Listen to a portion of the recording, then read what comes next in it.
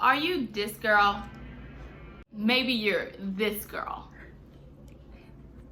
Or maybe you're this girl. Either way, I am here to help you get it together.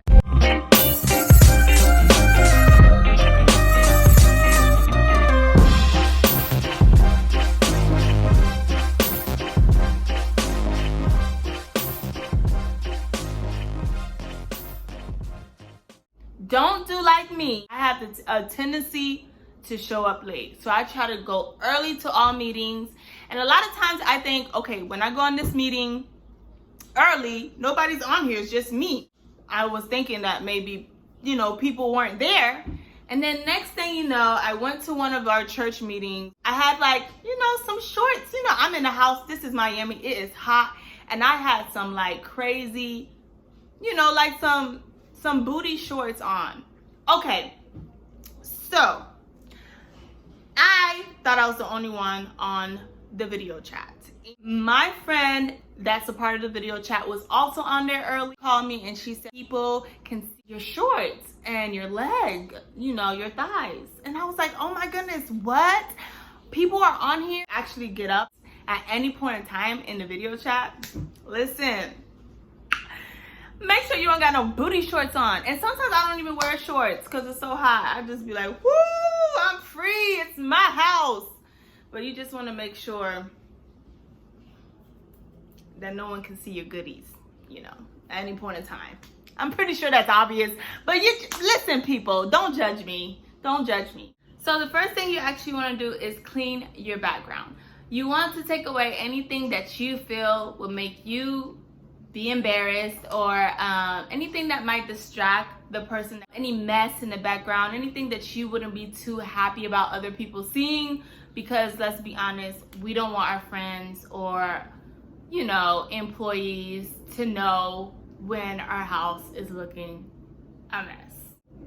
It is what it is. Now suppose you don't have time to clean and you have 5 minutes before a video. We've all been there. I know I have, where I'm like, oh shoot, oh my gosh, what time is it? I forgot about this meeting that I have on Zoom or FaceTime. I need to hurry up and figure this out. Great thing about Zoom is that they have these really neat backgrounds.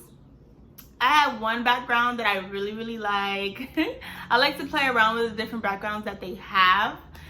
You can choose whatever background you have. Some people have a background of a nice house. Some people have a background of their baby's picture. You can pick pictures on your phone that you prefer. The next thing you want to do is make sure that you have really great lighting. This is really important because this is how you are going to come across to whomever you're talking to.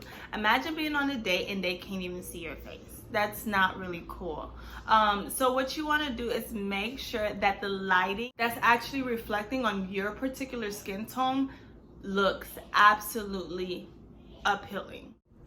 So what you want to do is prop your camera up and just focus on where you see the good lighting. You see, when I come here, I'm starting to see more shadows and my face is not very clear. So this part is not the best. And as I travel, it's like the lighting's behind me. When I come here, starting to get a little better. But when I'm here, it's actually the best. So that's how you want to find the lighting. It's just by squirming around the room and say, oh, this direction here doesn't work out very well. I look darker, but here I look much better. And this is where I want to actually do my video call, where the lighting is more pleasant on my skin. I like it when it's a very light shade of sunshine coming through the window, has the most natural lighting. Some of our meetings are later on in the day. Maybe get you a ring light. Some people use the desk lighting. I went to another meeting at my church with this woman. Her name is Helen Sullivan, and she's a women's ministry leader at our church. Even if the background that she had was a little dark, but you can see her whole face. She looked absolutely gorgeous. The lighting was reflecting on her great. The attention was centered around her. The camera position was focused very well, and the lesson was really, really good. Now, this next advice is taking away distractions. I have an 8-year-old, and sometimes, what are you doing? I notice while I'm working from home, it can be rather difficult when you got your kids around, especially while we're being quarantined. First, leave a sign on the door just to let them know, do not come in, do not disturb. This is mommy's moment. She's on a very important call, or she's handling some things, and she much prefer if you guys will keep it down, or if you will keep it down. Another distraction is different sounds, different little sounds. See, for example, like the honking that you just heard. That is an example of different sounds that you would like to eliminate when you are on a virtual or remote chat, FaceTime, webcam. Go away!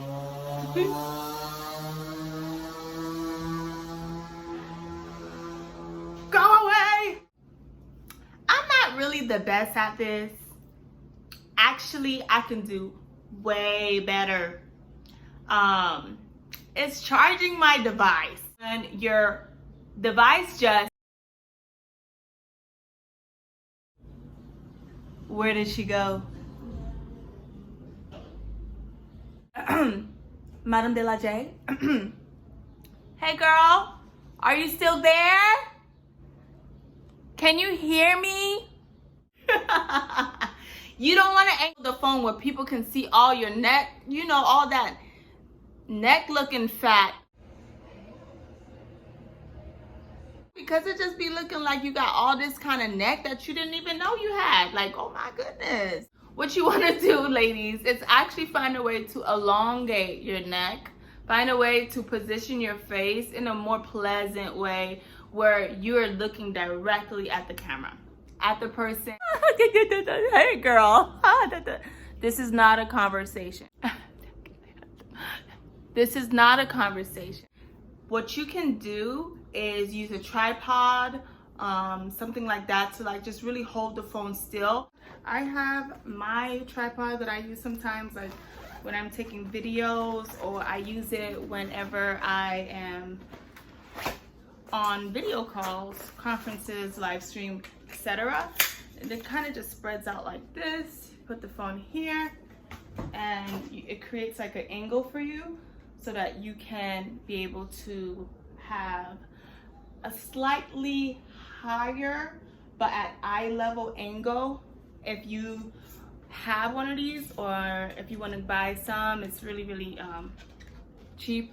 I got mine from Walmart, but there's just so many different things that you can do to actually get a good stand and stability while you're actually talking to your audience or your viewers, to get the camera to be standing up the way that you prefer it to be. Listen, I get creative. I don't even like using the tripod most of the time. I get some pillows, I use books, I use coffee mugs, like I use anything you can think of. I will use a bowl. I take the push out part on the back of the phone case. Some of us have that. Clip it right on top, and it holds just nice. I use that too. I get creative. I use just about anything in the house to hold my phone up. It is what it is. Try to avoid like actually holding the camera. You want to be hands-free so that throughout the meeting or throughout the chat you feel great and comfortable. You don't want to be in a position where you're like holding it, because your arm's gonna start hurting. Trust me, you don't want to do that. You guys are wondering, what should I wear? This is my strong point as your virtual stylist. So the main thing that you want to wear, remember you guys, it depends on who your audience is and the setting, okay? So now if you're on an interview or if you're talking to your boss, just get a blazer. makes things easier. No, I love this bow jacket right here, this coral jacket. Yeah, it is great to have like maybe an iron shirt, something with a bright color that makes that sets the mood, make the atmosphere different, because it's already hard enough that we have to talk to each other virtually or through a screen rather than being able to actually hug each other and things like that. So the way you look and how focused you are doing the virtual chat is very important to actually increase the relationship, or to get the momentum behind this conversation. So if you know you want to look the bomb, then look the bomb. Now, the good thing about having a virtual chat is that whatever bottoms you have on, honestly, they don't know. You could be wearing pajamas on the bottom. Just be comfortable, be yourself, be free, feel the wind, feel the wind. Now, if you're going on a date, it's a whole different story. You know, you do want to wear something that's a little off the shoulder. You know, I don't show cleavage because I don't want this guy to get the wrong message, and it's not the most modest appeal. And you know, madamedelaj is going to give you the modest option before anything else. Now, families and friends, it really doesn't make a big difference what you wear. The lighting does make a difference, and how you position the camera and making sure that you're actually looking at them makes a difference. Now, as far as it comes to makeup, I think that in Zoom video calls, it is great to have a very neutral or natural makeup like I'm wearing for you today. I thought I would be an example of what I normally do when I'm wearing, or when I'm video chatting, is I try to wear a lighter tone makeup. Like when I do my makeup around my eyeshadow, my lipstick, I focus more so on the concealer itself rather than, you know, applying a lot of makeup. So I have another confession to make. I feel really bad about this, but I've been in some videos where I haven't been paying attention. I know, it's just not a good friend. I'm not really talking to the person, I'm more so looking at myself. And you don't want to do that because it just looks like you're not interested. You don't want to look uninterested in the person you're talking to, or like someone who's more so interested in their selves only, because it's gonna come across as rude. So you don't come across as obnoxious to the person that is having your virtual conversation with you. Avoid looking bored. Yes, it can come across absolutely offensive. Please avoid touching strange places on your body. It just looks gross, and you might gross out your date, your boss, that interview, whatever it is, virtual call. The person's gonna be like, this person got hygiene issues. You don't want people to think that you have hygiene issues. Like, that's just not cool. You know, you just want to be mindful what you're doing with your hands, you know.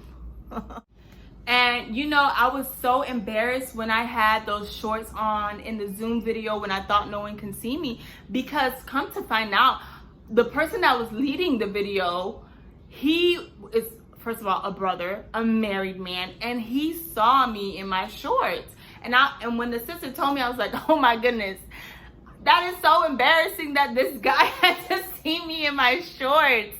So there's so many Zoom video tips, and you don't want to be like me in those type of situations. You know, learn from my mistakes, because I know it's hilarious, but learn from my mistakes so you don't have to make the same mistake. If you have any embarrassing things that you did through your Zoom calls, let me know. Tell me about it in the comment below. Listen, I know I'm not the only one. It is what it is. I did my best. I was on time. And check out Helen Sullivan's video. And if you have some other, if you need some more Zoom video ideas, I do have Zoom in the description as well. They have a whole YouTube channel if you need more information about how to start a Zoom, how to create meetings on Zoom. They have all of that. Get the whole background, everything. They have that on Zoom on their YouTube channel. You can check it out. So as your virtual stylist and your how to style girl, madamedelaj. I am doing stay at home with me vlog ideas to really make this quarantine fun. So check out my latest vlogs, check out my latest videos, and what to do to make this a joy and a cool ride while you're home in this new virtual life that we're living in. Thank you, Mommy.